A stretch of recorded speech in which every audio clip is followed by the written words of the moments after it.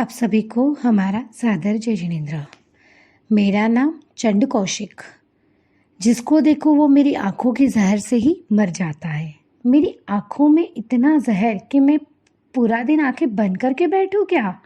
न जाने मैंने कितने आदमी पशु पक्षी सबको मारा होगा, पर आज अचानक मुझे किसी के आने की आवाज़ सुनाई दे रही और सोचा आज तो मज़ा आएगा। बहुत टाइम के बाद मैं किसी को देखूंगा और वो मेरे जहर से ही मर जाएगा।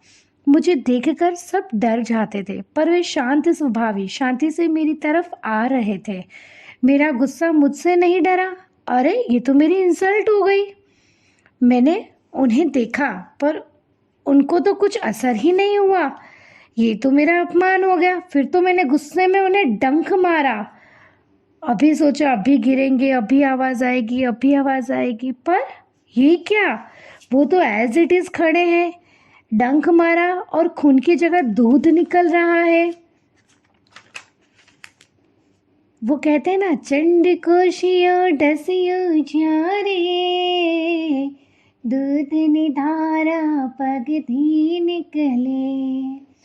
बस उनकी आवाज सुनाई दी मुझे, बुझ बुझ चंड कोशिया, और मुझे आत्मज्ञान हो गया और मुझे मेरा पूर्व जन्म याद आया। मैं एक जन्म में धर्मघोष नाम का तपस्वी साधु था। मेरे जीवन में तप था पर समता नहीं थी। कोई कुछ बोले तो मुझे गुस्सा आ जाता था। एक दिन दमदंत नाम के बाल मुनि ने मेरे साथ गोची लेने आए। तब मेरे पैर के नीचे एक छोटा सा फ्रॉग यानी देड़का कचरा के मर गया। तो बाल मुनि ने कहा, महाराज आपके पैर से तो फ्रॉग मर गया है।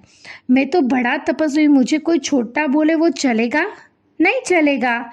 अहंकारी अपनी गलती सुनने की जगह सामने वाले को 2 से 3 बातें सुना के आ जाते, वैसा मैं हूँ।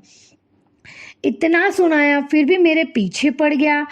1 बार 2 बार 3 बार, बस बार बार मुझे याद दिलाता है। शाम के प्रतिक्रमण में भी बोला कि साहिब जी आपका पश्चाताप कर लो, एरिया वयम कर लो, आपकी वजह से देड़का मर गया था।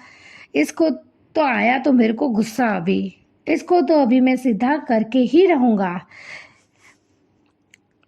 नहीं तो ये मेरा जीव खा जाएगा। बस मुझे टॉर्चर कर रहा है कब से।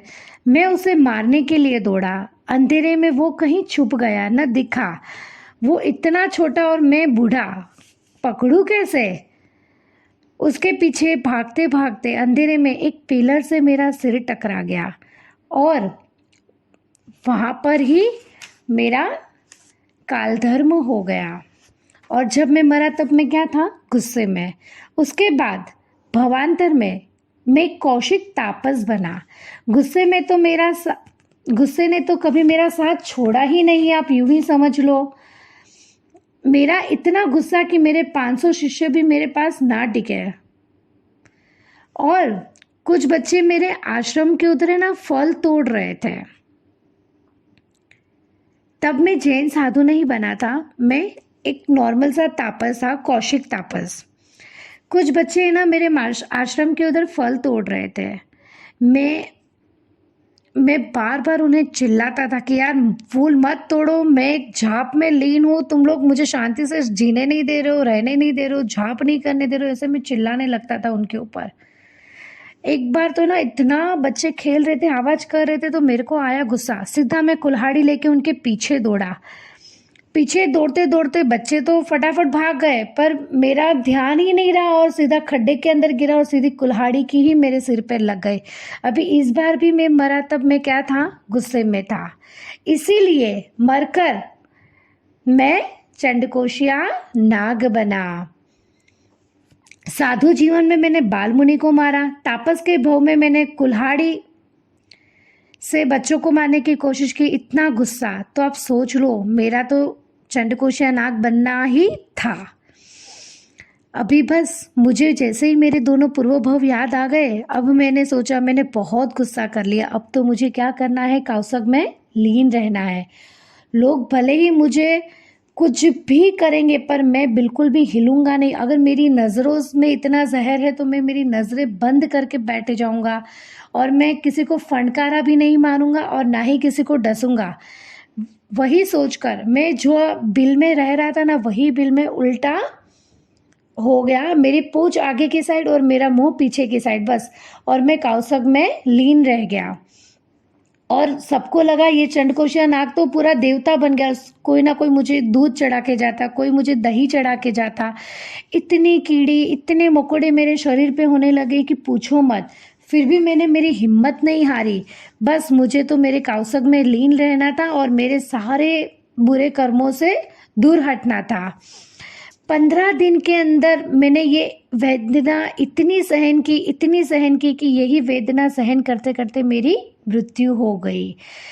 आप बिलीव नहीं करोगे, कीड़ियों ने जो मुझे, लोग जो दूध चढ़ाते थे ना, उससे कीड़ियों ने मेरे शरीर में ऐसे छन्नी जैसे खड्डे कर दिए थे, तो भी मैंने चू या चा भी नहीं बोला। मैं इतना तपस्या में लीन था और मरकर मैं 8वें देवलोक का देव बना। तो सोचो, मैं गुस्से से साधु, साधु से सांप बना और क्षमा के कारण मैं आज देव बना। और एक महत्वपूर्ण बात, जब मैं 15 दिन कौसक में लीन था ना, तो वीर प्रभु 15 उपवास करके वहीं पर खड़े थे कि कहीं इसको गुस्सा ना आ जाए और ये अपना आपा ना खो बैठे और ये कौसक तोड़ ना दे। बस वो मेरे लिए उन्होंने 15 दिन का उपवास किया, वहाँ पर खड़े रहे मेरे लिए। तो सोचो सोचो, आपने मेरे से क्या सीखा कि हमें कभी भी गुस्सा नहीं करना चाहिए।